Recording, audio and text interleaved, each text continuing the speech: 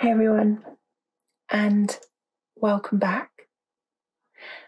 Before we get started with today's video, I want to take this opportunity to thank Eric over on Patreon for his support as a patron.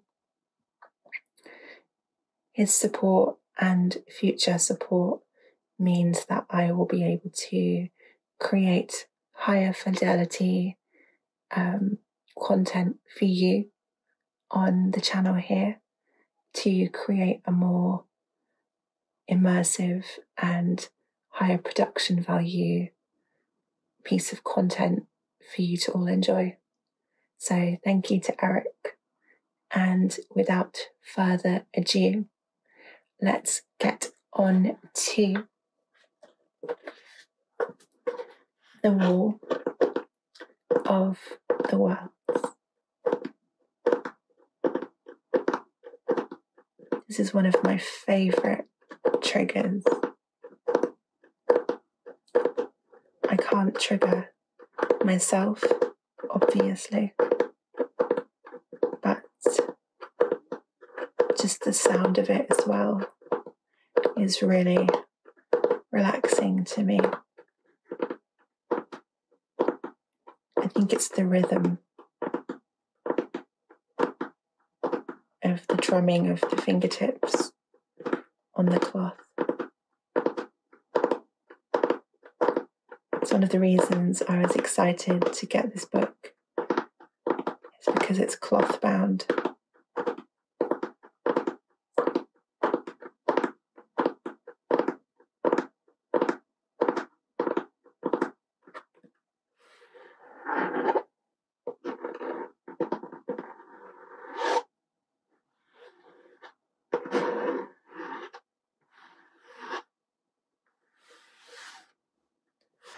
Okay, let's get started.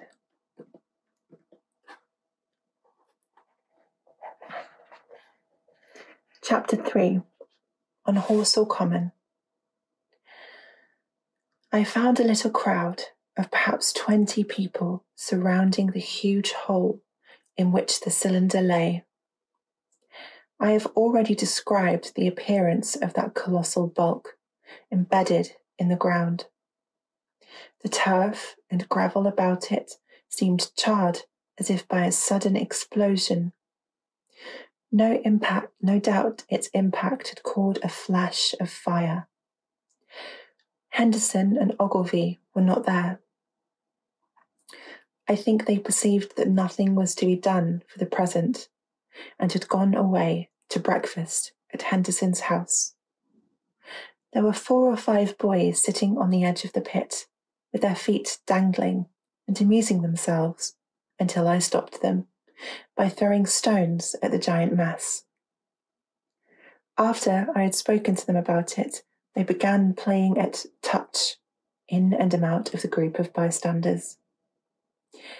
Among these were a couple of cyclists, a jobbing gardener I employed sometimes, a girl carrying a baby, Greg the butcher and his little boy, and 2 or 3 loafers and golf caddies who were accustomed to hang about the railway station. There was very little talking. Few of the common people in England had anything but the vaguest astronomical ideas in those days. Most of them were staring quietly at the big table-like end of the cylinder, which was still as Ogilvy and Henderson had left it. I fancy the popular expectation of a heap of charred corpses was disappointed at this inanimate bulk. Some went away while I was there, and others came. I clambered into the pit and fancied I heard a faint movement under my feet. The top had certainly ceased to rotate. It was only when I got thus close to it that the strangeness of the object was at all evident to me. At the first glance, it was really no more exciting than an overturned carriage or a tree blown across the road. Not so much so, indeed. It looked like a rusty gas float. It required a certain amount of scientific education to perceive that the grey scale of the thing was no common oxide, that the yellowish white metal that gleamed in the crack between the lid and the cylinder had an unfamiliar hue. Extraterrestrial had no meaning for most of the onlookers. At that time, it was quite clear in my own mind that the thing had come from the planet Mars, but I judged it improbable that it contained any living creature.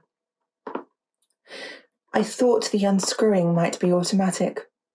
In spite of Ogilvy, I still believed that there were men in Mars.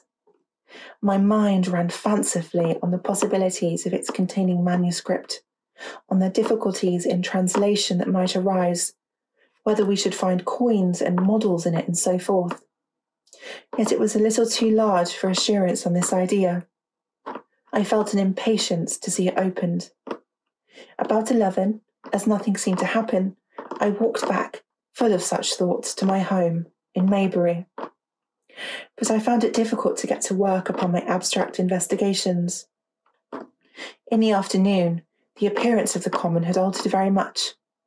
The early editions of the evening papers had startled London with enormous headlines. A message received from Mars, remarkable story from Woking, and so forth. In addition, Ogilvy's wire to the Astronomical Exchange had roused every observatory in the three kingdoms.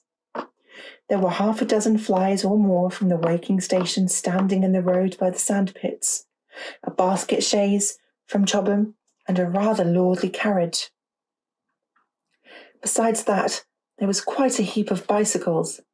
In addition, a large number of people must have walked, in spite of the heat of the day, from Woking and Chertsey, so that there was altogether quite a considerable crowd, 1 or 2 gaily dressed ladies among the others.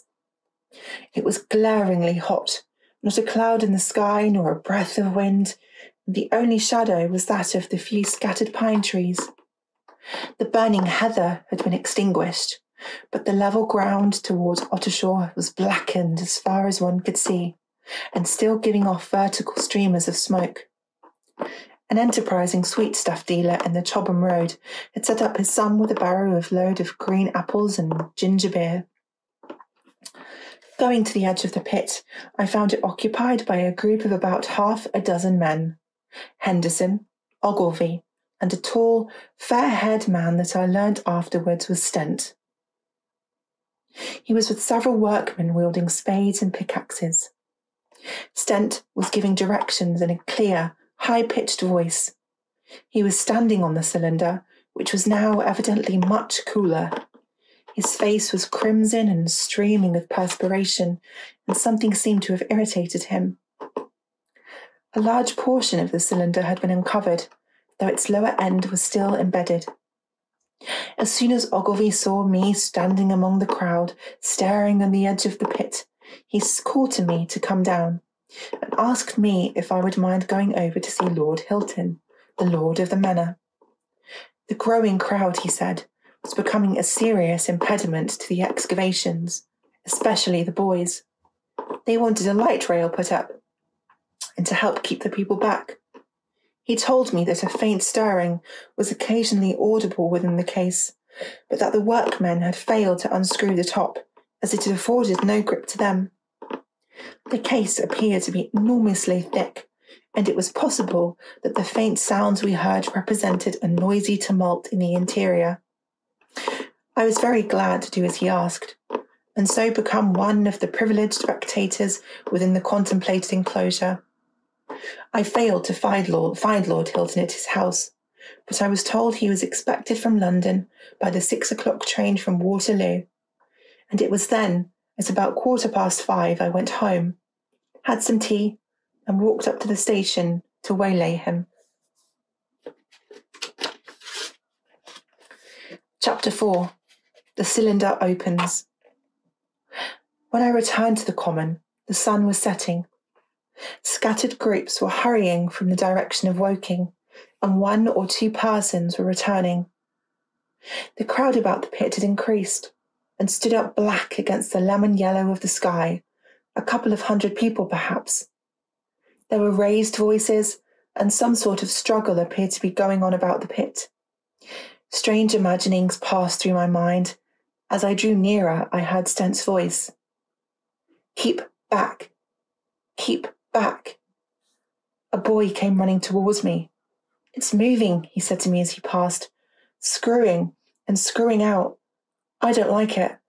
I'm going home, I am." I went onto the crowd. There were really, I should think, 200 or 300 people elbowing and jostling one another, the 1 or 2 ladies there being by no means the least active. "He's fallen into the pit," cried someone. "Keep back," said several. The crowd swayed a little, and I elbowed my way through. Everyone seemed greatly excited. I heard a peculiar humming sound from the pit. "I say," said Ogilvy, "keep those idiots back. We don't know what's in the confounded thing, you know." I saw a young man, a shop assistant in Woking, I believe he was, standing on the cylinder and trying to scramble out of the hole again. The crowd had pushed him in. The end of the cylinder was being screwed out from within. Nearly 2 feet of shining screw projected. Somebody blundered against me, and I narrowly missed being pitched onto the top of the screw. I turned, and as I did so, the screw must have come out, for the lid of the cylinder fell upon the gravel with a ringing concussion. I struck my elbow into the person behind me and turned my head towards the thing again. For a moment, that circular cavity seemed perfectly black. I had the sunset in my eyes. I think everyone expected to see a man emerge, possibly something a little unlike us terrestrial men, but in all essentials, a man. I know I did. But looking, I presently saw something stirring within the shadow. Greyish, billowy movements, one above another, and then 2 luminous discs, like eyes. Then something resembling a little grey snake, about the thickness of a walking stick, coiled up out of the writhing middle and wriggled in the air towards me, and then another. A sudden chill came over me. There was a loud shriek from a woman behind. I half turned, keeping my eyes fixed upon the cylinder still, from which other tentacles were now projecting, and began pushing my way back from the edge of the pit. I saw astonishment giving place to horror on the faces of the people about me. I heard inarticulate exclamations on all sides. There was a general movement backwards. I saw the shopman struggling with still on the edge of the pit. I found myself alone and saw the people on the other side of the pit running off, Stent among them. I looked again at the cylinder, and ungovernable terror gripped me. I stood, petrified and staring. A big, greyish, rounded bulk, the size of perhaps a bear, was rising slowly and painfully out of the cylinder. As it bulged up and caught the light, it glistened like wet leather. 2 large, dark-coloured eyes were regarding me steadfastly. The mass that framed them, the head of the thing, was rounded and had, one might say, a face. There was a mouth under the eyes, the lipless brim of which quivered and panted and dropped saliva. The whole creature heaved and pulsated convulsively. A lank, tentacular appendage gripped the edge of the cylinder, and another swayed in the air. Those who have never seen a living Martian can scarcely imagine the strange horror of its appearance. The peculiar V-shaped mouth with its pointed upper lip, the absence of brow ridges, the absence of a chin beneath the wedge-like lower lip, the incessant quivering of this mouth, the gorgon groups of tentacles, the tumultuous breathing of the lungs in a strange atmosphere, the evident heaviness and painfulness of movement due to the greater gravitational energy of the earth, above all, the extraordinary intensity of the immense eyes, were at once vital, intense, inhuman, crippled, and monstrous. There was something fungoid in the oily brown skin, something in the clumsy deliberation of the tedious movements unspeakably nasty. Even at this first encounter, this first glimpse, I was overcome with disgust and dread. Suddenly, the monster vanished. It had toppled over the brim of the cylinder and fallen into the pit with a thud like the fall of a great mass of leather. I heard it give a peculiar, thick cry, and forthwith another of these creatures appeared darkly in the deep shadow of the aperture. I turned and, running madly, made for the first group of trees, perhaps 100 yards away. But I ran slantingly and stumbling, for I could not avert my face from these things. There, among some young pine trees and furze bushes, I stopped, panting, and waited further developments. The common round the sandpits was dotted with people, standing like myself in a half-fascinated terror, staring at these creatures, or rather at the heaped gravel at the edge of the pit in which they lay. And then, with a renewed horror, I saw a round, black object bobbing up and down on the edge of the pit. It was the head of the shopman who had fallen in, but showing as a little black object against the western hot sky. Now he got up on his shoulder and knee, and again he seemed to slip back until only his head was visible. Suddenly he vanished, and I could have fancied a faint shriek had reached me. I had a momentary impulse to go back and help him, that my fears overruled. Everything was then quite invisible, hidden by the deep pit and the heap of sand that the fall of the cylinder had made. Anyone coming along the road from Chobham or Woking would have been amazed at the sight.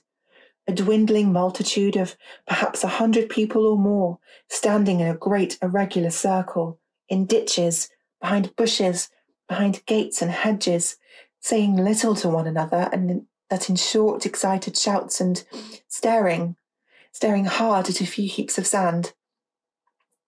The barrow of ginger beer stood, a queer derelict, black against the burning sky, and in the sand pits was a row of deserted vehicles with their horses feeding out of nose bags or pawing the ground. Chapter 5. The Heatray. After the glimpse I had had of the Martians emerging from the cylinder in which they had come to Earth from their planet, a kind of fascination paralysed my actions. I remained standing knee-deep in the heather, staring at the mound that hid them. I was a battleground of fear and curiosity. I did not dare go back towards the pit, but I felt a passionate longing to peer into it. I began walking, therefore, in a big curve, seeking some point of vantage and continually looking at the sand heaps that these newcomers to our earth hid in. Once a leash of thin black whips, like the arm of an octopus, flashed across the sunset and was immediately withdrawn, and afterwards a thin rod rose up, joint by joint, bearing at its apex a circular disc that spun with a wobbling motion. What could be going on there? Most of the spectators had gathered in one or two groups, one a little crowd towards Woking, the other a knot of people in the direction of Chobham. Evidently they shared my mental conflict. There were few near me. One man I approached. He was, I perceived, a neighbour of mine, though I did not know his name, and accosted, but it was scarcely a time for articulate conversation. "What ugly brutes," he said. "Good God, what ugly brutes." He repeated this over and over. "Did you see a man in the pit?" I said, but he made no answer to that. We became silent and stood watching for a time side by side, deriving, I fancy, a certain comfort in one another's company. Then I shifted my position to a little knoll that gave me the advantage of a yard or more of elevation, and when I looked for him presently, he was walking towards Woking. The sunset faded to twilight before anything further happened. The crowd far away on the left towards Woking seemed to grow, and I heard now a faint murmur from it. The little knot of people towards Chobham dispersed. There was scarcely an imitation of movement from the pit. It was this, as much as anything, that gave people courage, and I suppose the new arrivals from Woking also helped to restore confidence.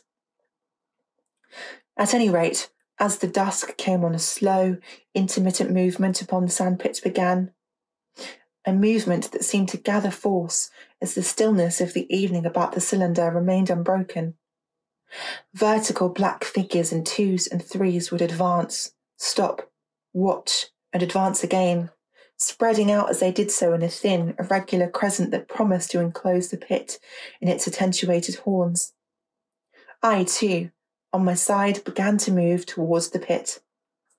Then I saw some cabmen and others had walked boldly into the sandpits, and I heard the clatter of hoofs and the gride of wheels.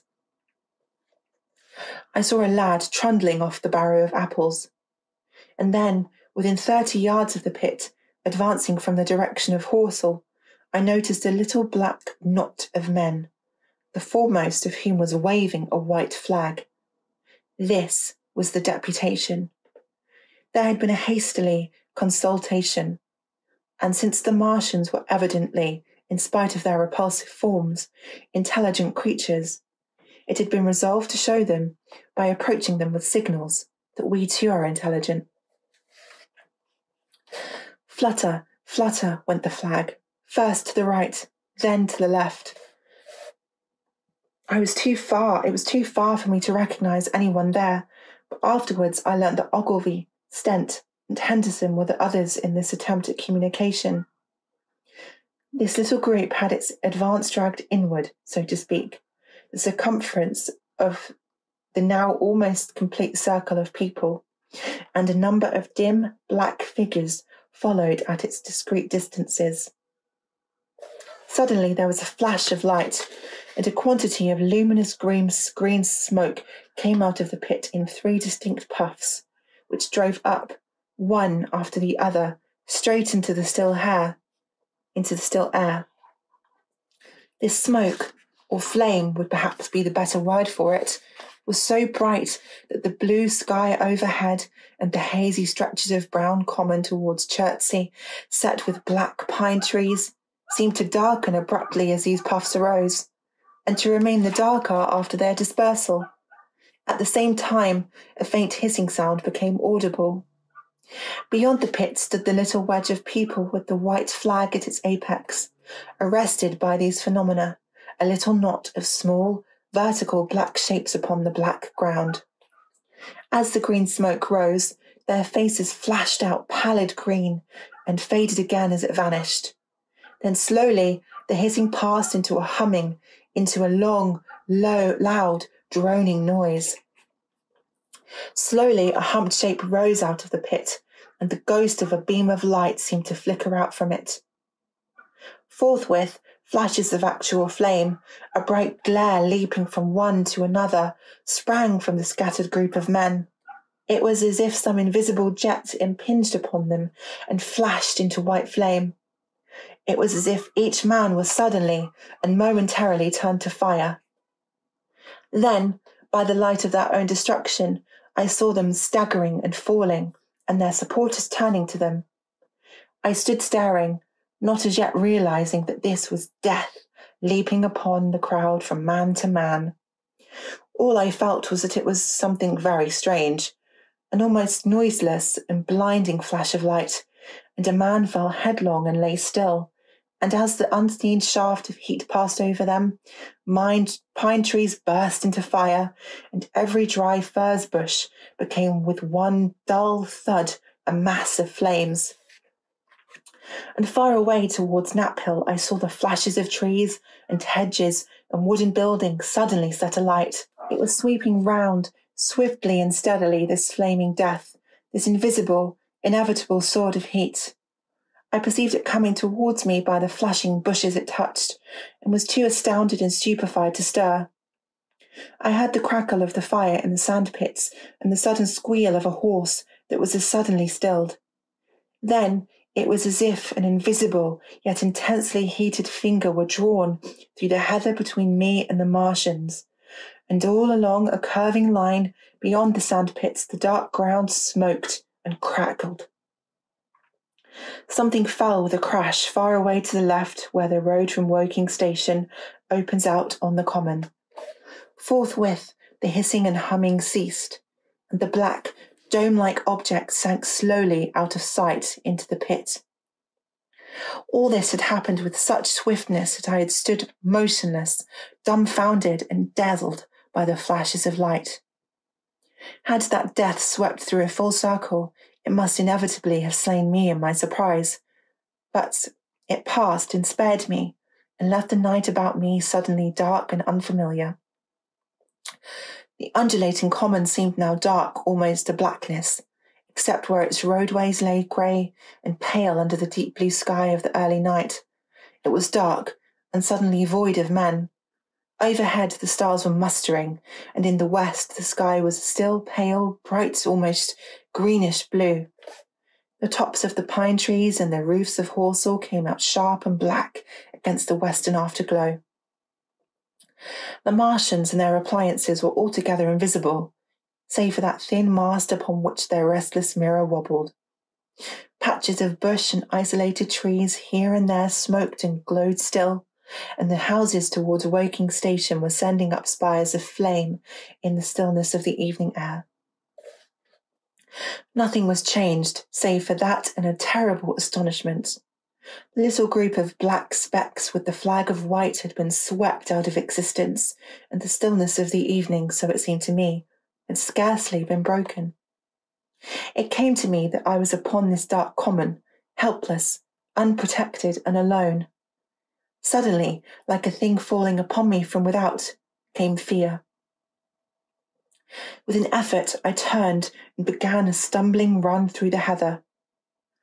The fear I felt was no rational fear, but a panic terror not only of the Martians, but of the dusk and stillness all about me. Such an extraordinary effect in unmanning me it had had that I ran weeping silently as a child might do. Once I had turned, I did not dare to look back. I remember I felt an extraordinary persuasion that I was being played with, that presently, when I was upon the very verge of safety, this mysterious death, as swift as the passage of light, would leap after me from the pit above the cylinder and strike me down. Chapter 6. The Heatray and the Chobham Road. It is still a matter of wonder how the Martians are able to slay men so swiftly and silently. Many think that in some way they are able to generate an intense heat in a chamber of practically absolute non-conductivity. This intense heat they project in a parallel beam against any object they choose by means of a polished parabolic mirror of unknown composition, much as the parabolic mirror of a lighthouse projects a beam of light. But no one has absolutely proved these details. However, it is certain that a beam of heat is the essence of the matter, heat and invisible, instead of visible, light. Whatever is combustible flashes into flame at its touch, and lead runs like water. It will soften iron, cracks and melts glass, and when it falls upon water, that explodes into steam. That night, nearly 40 people lay under the starlight about the pit, charred and distorted beyond recognition, and all night long the common from Horsell to Maybury was deserted and brightly ablaze. The news of the massacre probably reached Chobham, Woking and Ottershaw about the same time. In Woking, the shops had closed when the tragedy had happened, and a number of people, shop people and so forth, attracted by the stories they had heard, were walking over the Horsell Bridge and Common along the road between the hedges that runs out at last upon the Common.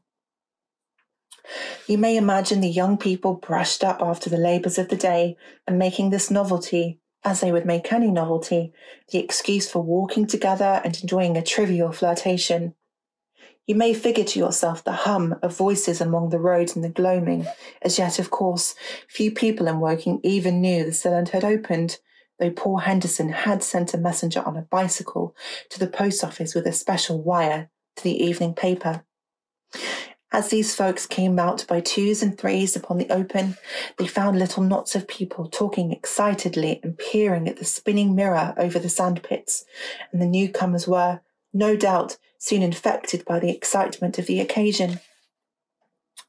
By 8:30, when the deputation was destroyed, there may have been a crowd of 300 people or more at this place, besides those who had left the road to approach the Martians nearer. There were 3 policemen too, one of who was mounted, doing their best, under instructions from Stent, to keep the people back and deter them from approaching the cylinder. There was some booing from those more thoughtless and excitable souls, to whom a crowd is always an occasion for noise and horseplay. Stent and Ogilvy, anticipating some possibilities of a collision, had telegraphed Horsell to the barracks as soon as the Martians emerged, for the help of a company of soldiers to protect these strange creatures from violence. After that, they returned to lead the ill-fated advance. The description of their death, as it was seen by the crowd, tallies very closely with my own impressions: the 3 puffs of green smoke, the deep humming note, and the flashes of flame. But the crowd of people had a far narrower escape than mine. Only the fact that a hummock of heathery sand intercepted the lower part of the Heatray saved them. Had the elevation of the parabolic mirror been a few yards higher, none could have lived to tell the tale. They saw the flashes and the men falling, and an invisible hand, as it were, lit the bushes as it hurried towards them through the twilight. Then, with a whistling note that rose above the droning of the pit, the beam swung close over their heads, lighting the top of the beech trees that lined the road, and splitting the bricks, smashing the windows, firing the window frames, and bringing down the crumbling ruin a portion of the gable of the house nearest the corner. In the sudden thud, hiss, and glare of the igniting trees, the panic-stricken crowd seems to have swayed hesitatingly for some moments. Sparks and burning twigs began to fall in the road, and single leaves like puffs of flame. Hats and dresses caught fire. Then came a crying from the common. There were shrieks and sounds, and suddenly a mounted policeman came galloping through the confusion with his hands clasped over his head, screaming. "They're coming," a woman shrieked, and everyone was turning and pushing at those behind in order to clear their way to Woking again. They must have bolted as blindly as a flock of sheep. Where the road grows narrow and black between the high banks that the crowd jammed, and a desperate struggle occurred. All that crowd did not escape. 3 persons at least, 2 women and a little boy, were crushed and trampled there, and left to die amid the terror and darkness.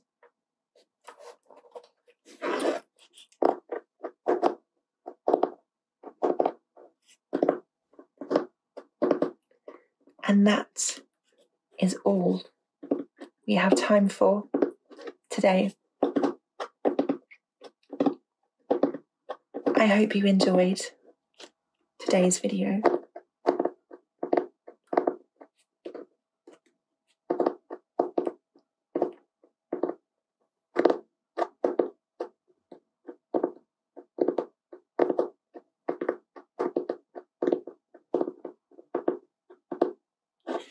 Thank you for watching. Sleep tight, and I'll see you all very soon.